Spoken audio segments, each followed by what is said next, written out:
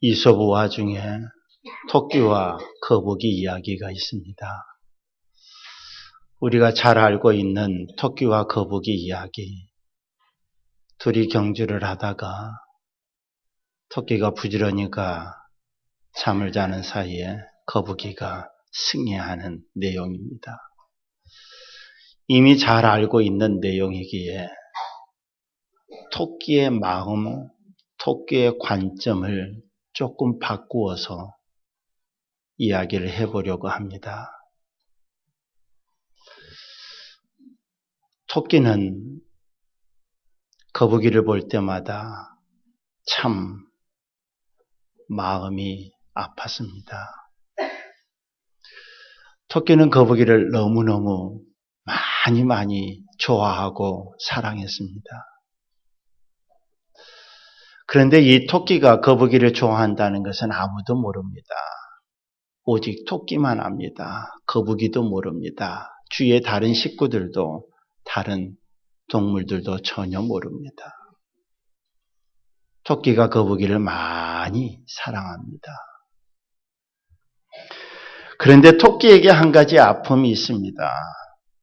내가 사랑하는 거북이를 볼 때에 이 거북이는 자신이 컴플렉스를 가지고 있는 것에 너무 자학을 합니다. 거북이의 컴플렉스가 뭡니까? 너무 느리다는 겁니다. 나는 너무 느려. 나는 쓸모없어. 나는 아무것도 할 수 없어. 이렇게 자학하는 거북이를 볼 때마다 토끼는 마음이 너무 아팠습니다. 어떻게 하면 거북이에게 자신감을 심어줄 수 있을까? 그러다가 토끼가 거북이에게 한 가지 제안을 합니다. 야, 너 나랑 한번 경주해 볼래? 거북이는 내심 가장 빠르다고 생각하는 토끼, 내가 아무리 경주를 해도 이길 수 없다고 생각하는 그 토끼의 제안에 그래, 해보자 이렇게 말합니다. 지더라도 토끼와 함께 달려보고 혹시 알아? 이 마음으로 거북이는 그 경주에 임했습니다. 드디어 경주가 시작되었지요. 역시 토끼가 앞서기 시작합니다. 한참을 앞서갑니다. 토끼는 달리면서도 오직 거북이 생각뿐입니다. 내가 너무 빨리 간다고 저 녀석 포기하면 어떻게 하지? 거북이 제발 포기하지 말아라. 이 생각을 하며 달립니다. 어느 정도 한참 거리가 있을 때 토끼는 생각합니다. 그래, 내가 거북이에게 자신감을 주려고 했지. 내가 여기 좀 머물러 있어야겠다. 기다려줘야겠다. 근데 그냥 내가 눈 뜨고 기다리고 있으면 거북이 자존심 상할 거야. 자기가 느리다고 또 자아가겠지. 그래, 내가 눈을 감고 기다리자. 자는 척하고. 그러면서 토끼는 생각합니다. 너무너무 사랑하는 거북이이기에 그래, 한 가닥 기대를 해보자. 내가 이렇게 자는 척하고 있으면 거북이는 저 언덕까지 나를 깨워서 함께 가자고 하겠지? 그럼 얼마나 좋을까? 그런데 옆을 지나가는 거북이는 자신을 깨우지도 않고 그냥 지나갑니다. 토끼는 눈물을 흘립니다.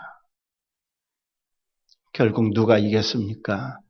거북이가 이겼습니다.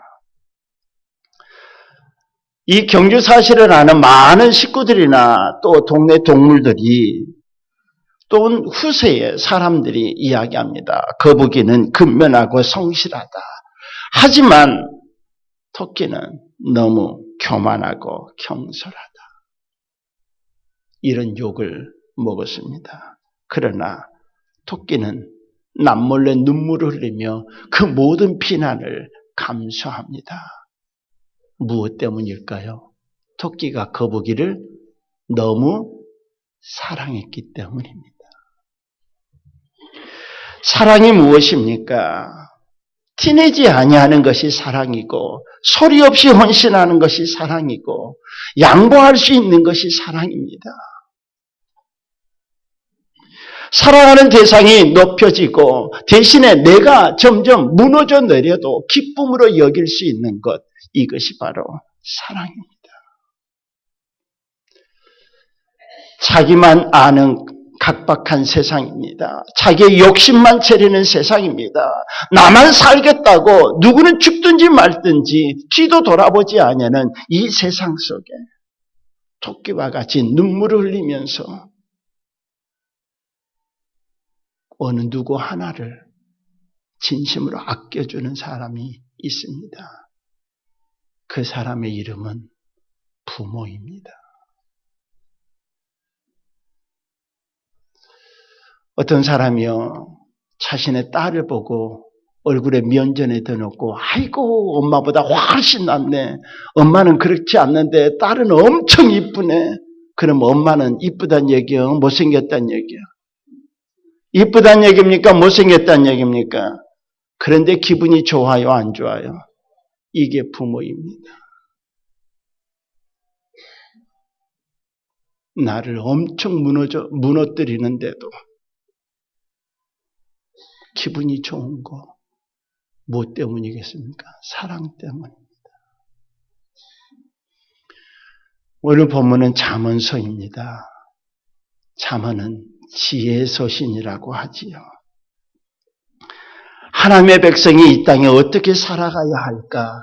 삶의 모습에 관하여서 서술하고 있습니다. 우선 악인의 꾀에 빠져 헛된 세상에 헛된 것들을 쫓아가지 말고 하나님의 말씀에 창념함으로 흔들리지 말라라고 오늘 잠언은 권면하고 있습니다. 그리고 현실 속에서 어버이에게 효도하는 것이 지혜로운 자식이 되는 길임을 강조해주고 있습니다. 잠언의 기자는 하나님과 이스라엘의 관계를 부모와 자식의 관계로 비유하여서 그 사랑을 설명해주고 있습니다. 그리고 말씀합니다. 부모님의 훈계를 멀리하지 말아라. 부모의 훈계를 무시하지 말라라고 권면을 합니다. 부모의 훈계를 무시하고 제 갓길로 갈 때는 필연적으로 세상의 허탄한 것에 빠져서 위험한 일을 당할 수밖에 없는 것처럼 너희 이스라엘 백성들아, 너희가 하나님의 말씀을 떠나 너희의 생각대로 나아갈 때에 너희의 삶은 참 어렵고 힘들 수밖에 없다. 그리고 그의 백성을 부르십니다. 오늘은 어버이 주일입니다. 우리가 어버이 주일로 지킬 때에 하나님은 말씀을 통하여 우리에게 어떤 마음을 허락하실까? 하나님을 믿는다고 하나님의 말씀 따라 살아가며 하나님이 내 삶의 주인이다라고 고백하는 사람들이 부모를 공경하지 아니하는 것은 진정한 하나님의 사람이라 말하기 어려울 겁니다.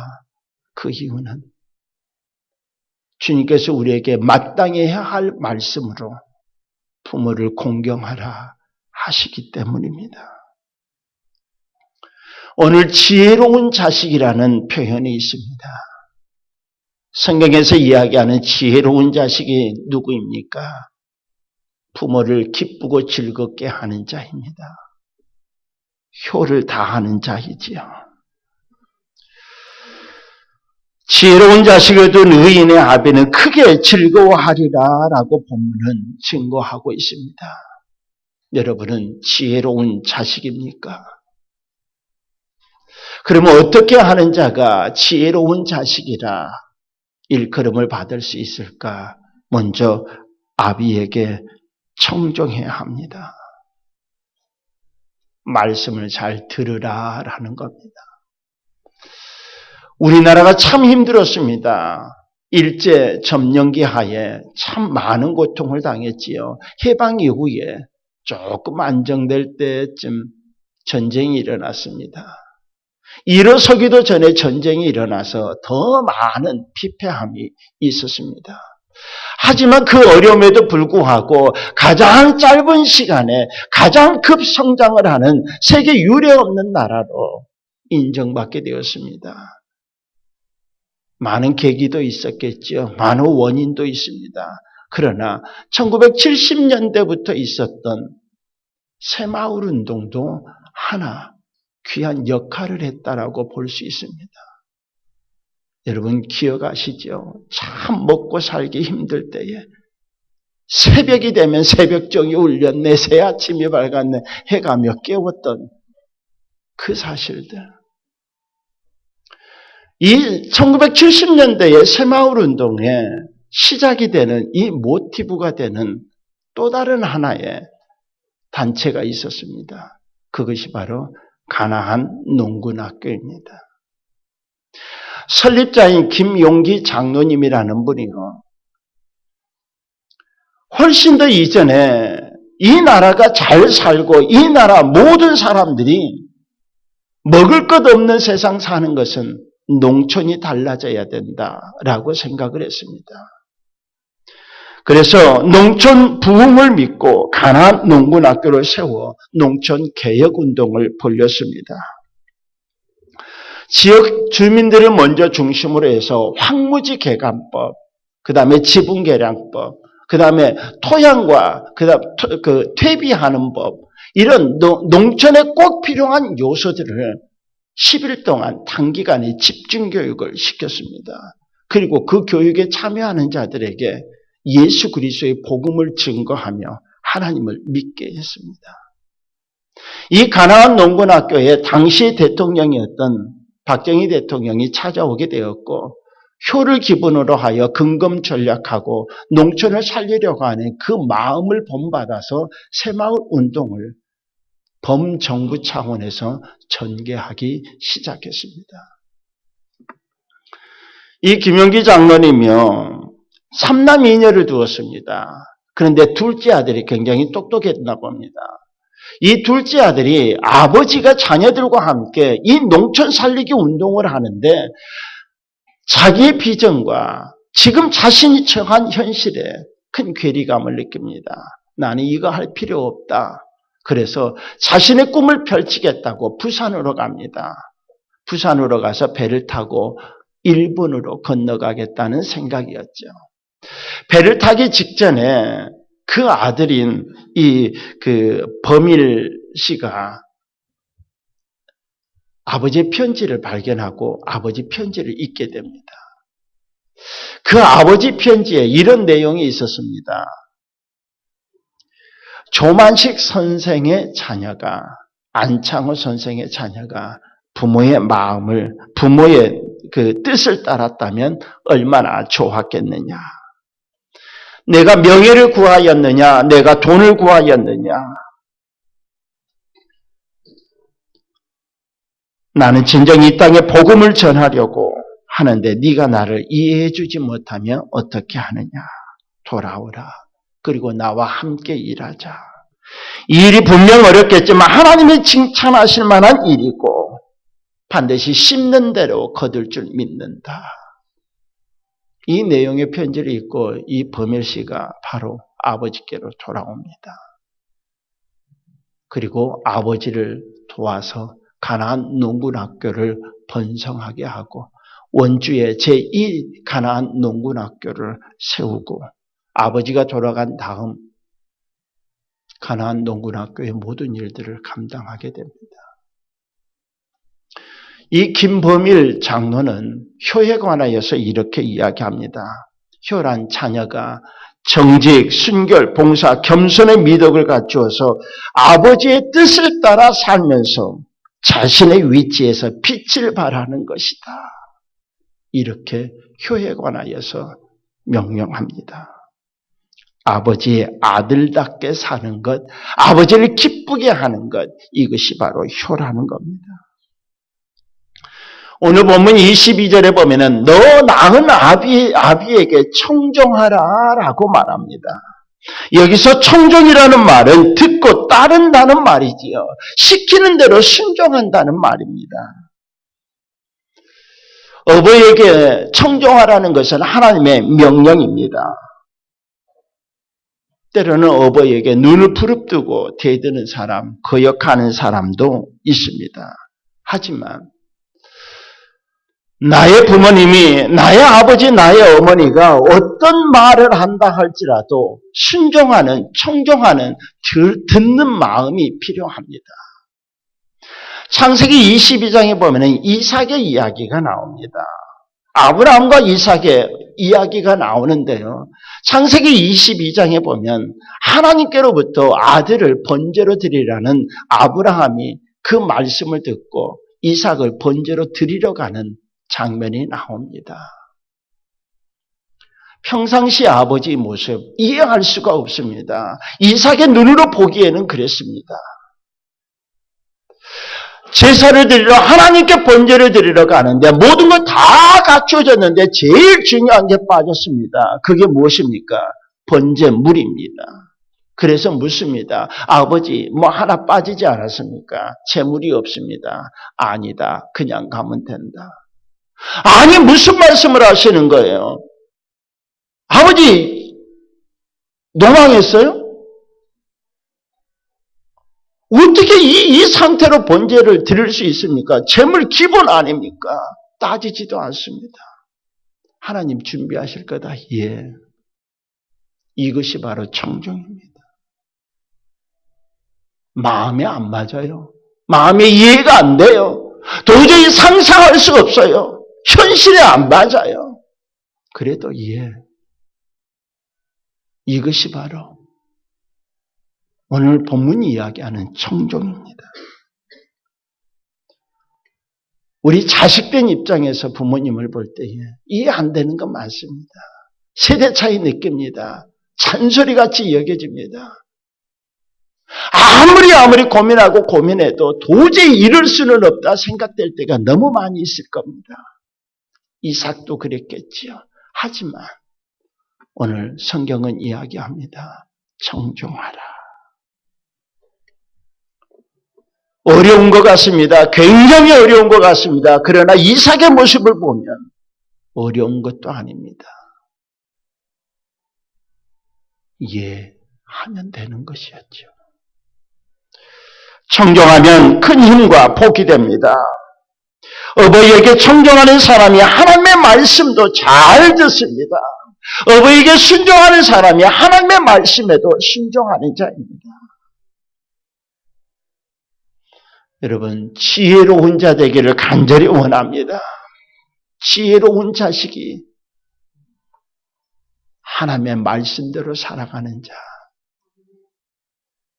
부모의 소리에 귀를 기울일 줄 아는 자입니다.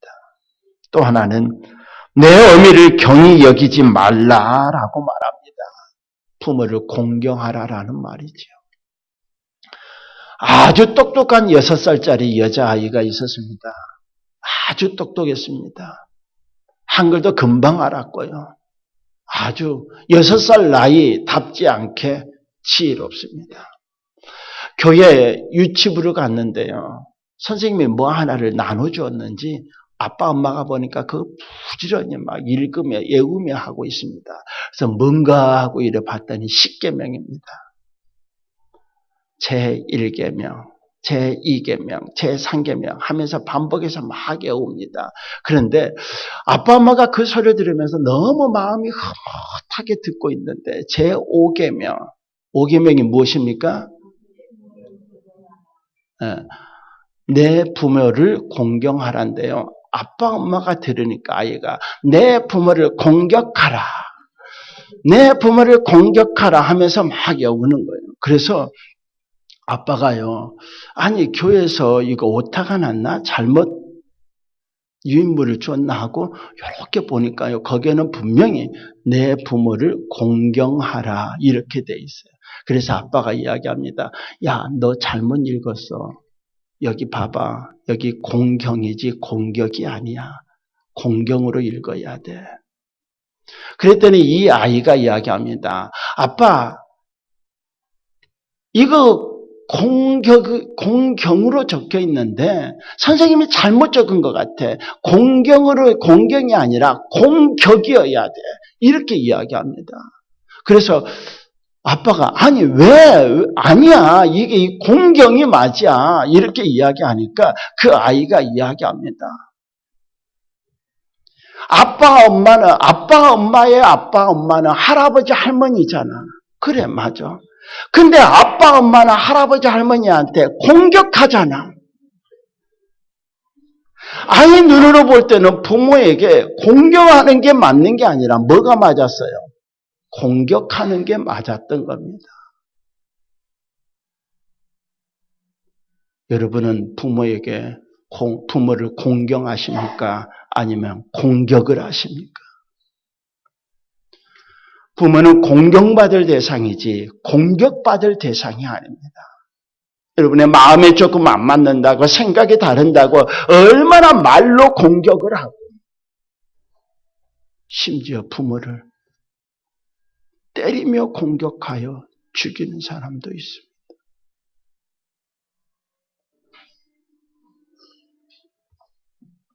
오늘 본문 22절에 보면은 내 늙은 어미라 할지라도 경히 여기지 말라라고 말씀합니다. 경이라는 말은 경홀히 또는 가볍게 이런 말입니다. 존경이 없는 사랑은 결코 효도일 수 없습니다. 내 어미를 경히 여기지 말라. 이 말은 내 어미를 존중하게 여기며 공경하라라는 말과 같습니다. 공경하다라는 말은요, 그 어원에 여러 가지 의미가 있는데 그 중 하나가 이 간입니다. 우리 요 간장, 이 간. 너무너무 속썩이면 부모의 뭐가 녹는다 그래요? 간이 다 녹는다라고 말합니다. 간은요, 해독작용을 하는 그 역할을 합니다. 부모가 그렇지 않습니까? 부모가 자식이 어떤 경우인지 간쓸개가 다 녹아내려도 때로는 표현도 못하고 그냥 다 품고 끌어안고.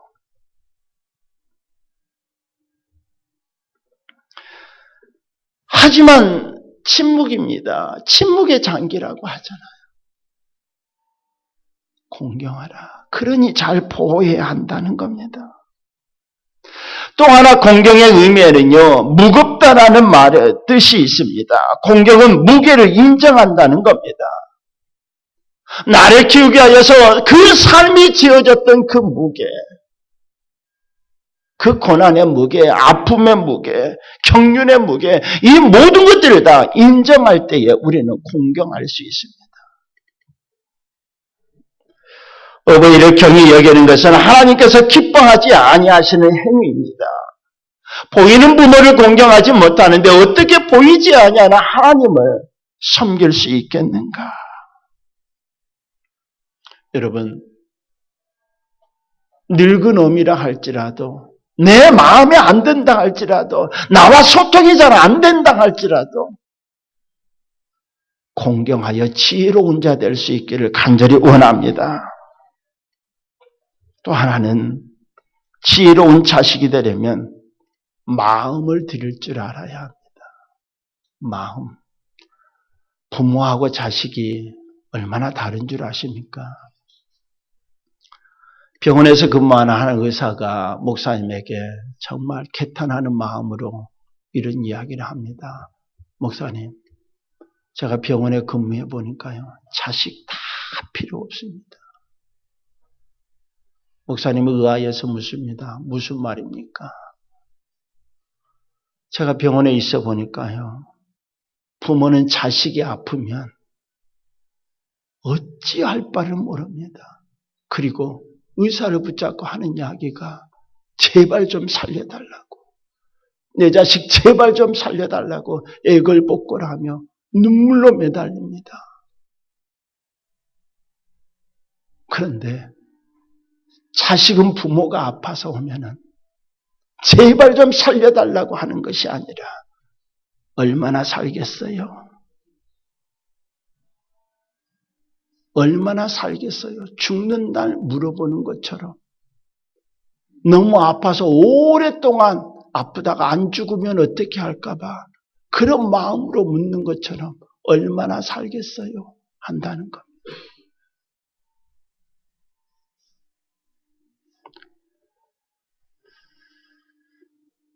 자식이 아프면 부모는 살려달라고 예를 쓰지만 부모가 아프면 살려달라는 자식이 그리 없다는 것. 성경의 많은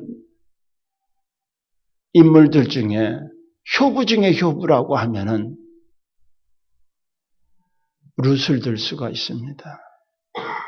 룻의 시어머니는 나옴입니다. 이 룻은 모압의 이방의 여인입니다. 나오미가 그 이방으로 거주지를 옮기며 아들과 남편과 갔지만 남편도 자식도 다 잃었습니다.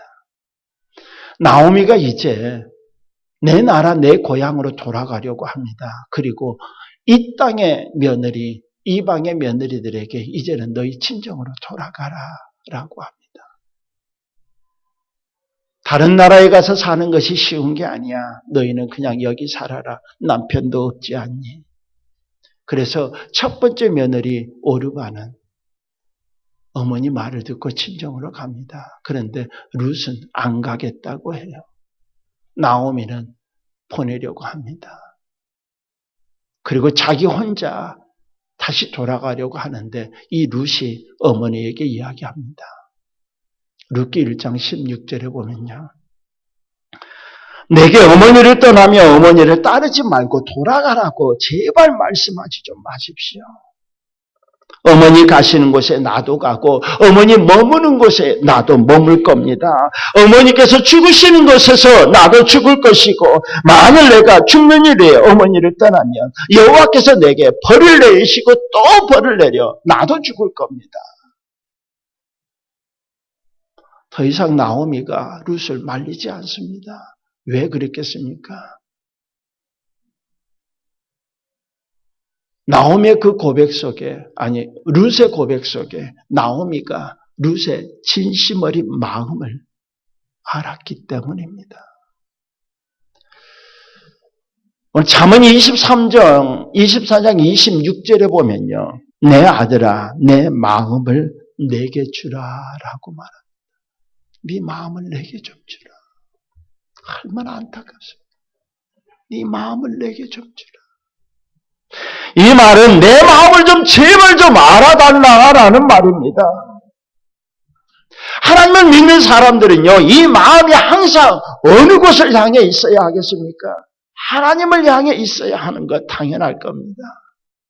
그런데 자식은 그 마음이 또한 효를 당하는 사람은 그 마음 또한 어버이를 향해 있어야 한다는 겁니다. 여러분, 어버이날 노래 있습니다. 나실제 괴로움 다 잊으시고 진자리 마른 자리 갈아 누이시며 기억나시죠? 진자리 마른 자리 다 살펴주신 어머니. 여러분은 여러분의 어머니의 진자리 마른 자리 살펴주고 계십니까? 여러분이 여러분들의 자식을 보며 얼마나 서운한 마음이 있습니까? 그런데 나를 바라보며 서운해할 내 부모의 진자리 마른 자리는 왜 생각해주지 않으신지요? 항상 마음이 어버이의 마음에 가 있어야 합니다. 그리고 부모님이 느끼도록 해야 합니다. 어머니는 자녀의 마음을 원하십니다. 하나님은 우리의 중심을 원하시는 것처럼 부모는요, 우리의 마음을 원하십니다. 형식적인 말이 아니라 마음에 있는 말 한마디, 마음에 있는 행동 하나, 마음에 있는 작은 선물 하나가 귀한 것이죠. 봉투 하나 딱 날려놓고 나는 할 일 다 했다. 이것을 바라는 부모가 없다는 겁니다. 마음이 없는 선물 여러 번 받아보시면 기분이 어떠시던가요? 여러분의 마음은 어떠십니까? 아버지 어머니를 향한 마음은 어떠십니까? 모내기철이 점점 다가옵니다. 농사를 잘 모르는 분들은 모르겠지만 벼는요 항상 물이 있어야 합니다. 그렇죠? 벼는 물이 있어야 하는데 물을 좋아한다고 해서 계속해서 넘치도록 물을 주면요, 그 벼는 병충해에 걸리고 작은 태풍에도 금방 쓰러집니다. 그래서 벼농사를 지을 줄 아는 사람은요, 가을의 태풍이나 더 잘 견디게 하기 위해서는 물 빼는 작업을 한다고 하지요.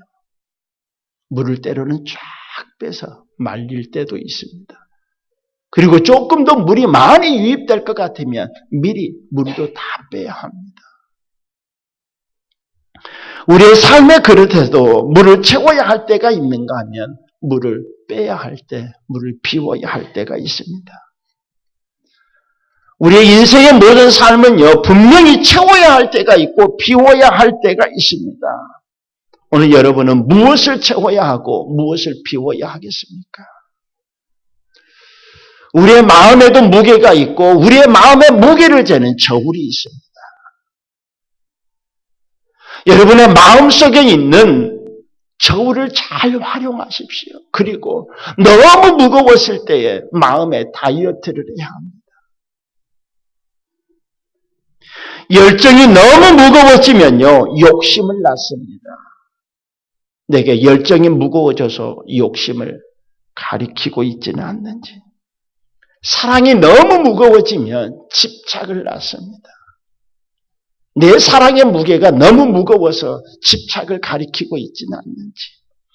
자신감이 무거워져서 자만을 가리키고 있지는 않는지. 여유로움이 너무 무거워져서 게으름으로 나타나고 있지는 않는지, 자기 위안이 무거워져 변명을 가리키지는 않는지, 슬픔이 너무 무거워져서 우울을 가리키고 있지는 않는지, 주관이 너무 무거워져서 독선을 가리키고 있지는 않는지. 마음이 조금 무겁다고 느껴질 때에 여러분의 마음의 저울을 빨리 갖다 대시고, 이게 너무 무거워졌다 하면 빨리 다이어트 비워야 합니다. 빼야 합니다. 그렇지 않으면요, 여러분도 여러분이지만 주위의 가족들이 너무 힘들어집니다.